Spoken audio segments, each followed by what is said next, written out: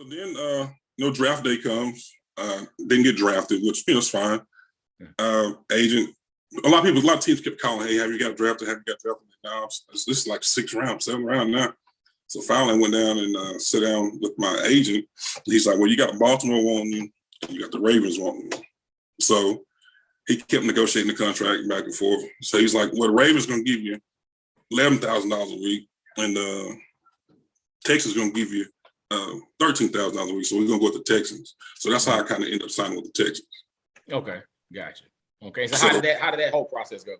So I've never really told a lot of people this story. So I got down there, first day, rookies show up.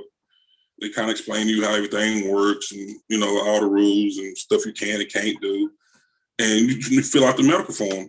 So I went through there trying to be honest as possible. Any heart conditions? Yeah, I got a heart murmur. Next day, trainer called me over. He's like, got a heart murmur. So yeah, I've had it since high school.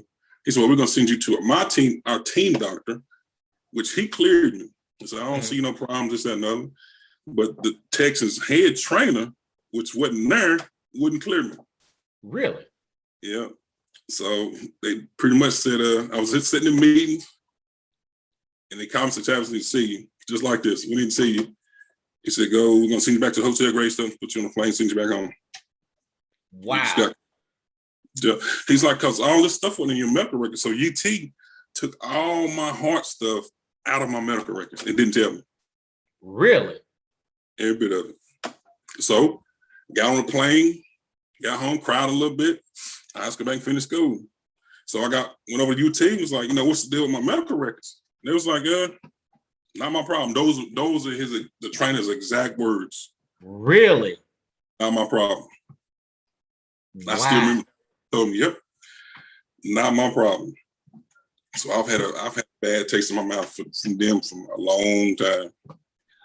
Hold on. So pause. So you had a heart murmur in high school, like you got diagnosed, or they found a heart murmur, and that didn't stop your recruitment. That didn't stop you from going to college. No, because when I got to UT, they sent me to all these specialists. They're going to do surgery, this and the other. But the technology, it wasn't up to where it should have been. It was like a 75% chance of success. And my mom and my brother was like, it was kind of worried about it because he wasn't up in the 90s or close to 100%. So I really didn't go through it. So it's not like they didn't know anything about it.